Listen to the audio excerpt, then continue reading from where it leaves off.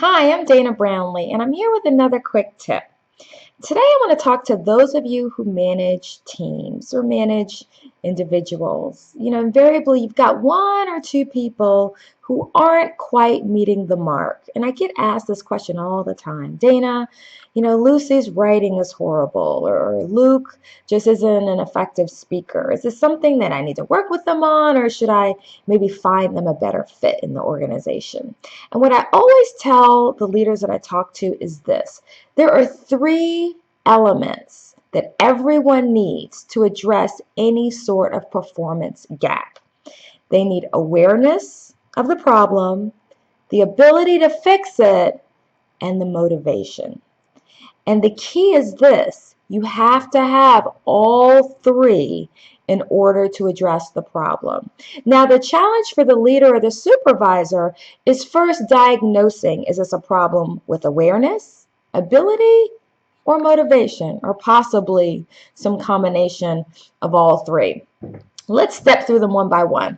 If you've got someone who's got an awareness problem, maybe they think they're a great speaker, they think they're fabulous, amazing, but they don't realize that they're not really meeting expectations, then you need to do something to create awareness. One, you might just need to be a little bit more candid by giving them that feedback. Some people have never gotten feedback. That's one of the biggest problems I see in corporate America, is that supervisors and managers shy away from giving people good, strong, tangible, sometimes blunt feedback. So maybe they do need that feedback. Maybe they even need it from multiple sources. So you might consider instituting a 360 where they get the feedback not just from you, but from maybe their peers or other stakeholders in the organization. But you need to do something to create a sense of awareness, because I promise you, they're not going to fix a problem they don't acknowledge. The first step is always awareness. So let's say you've got someone who's aware of the problem, but they don't necessarily have the ability. This is a completely different situation. They know they have the issue, they want to work on it, but they're just having a challenge in terms of the ability. They might need training, they might need mentorship, they might need active coaching to really see, is this something they can develop? And they also need the acknowledgement that we all have ability limitations. So maybe they need to be in a different role. I mean, I could decide at 44 that I want to be a professional ballerina, but guess what? That ship has sailed. That's probably not going to happen. So I probably need to readjust my expectations, and some people on your team might need to readjust as well. Then finally, the third one I really think is the hardest to deal with.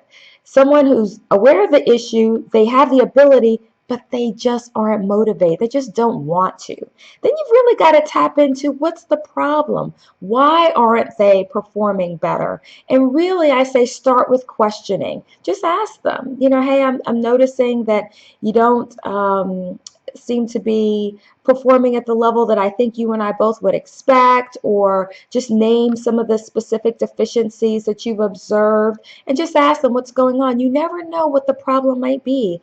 I pulled a woman aside one time because she was having some performance issues, and then she told me that her daughter had been sick and was in the hospital, and she just really was completely distracted. So sometimes you don't know unless you ask. Maybe they need more acknowledgement, maybe they need more rewards, maybe they need a shift, maybe they're bored and they need a slightly different role assignment. So that might be a help as well.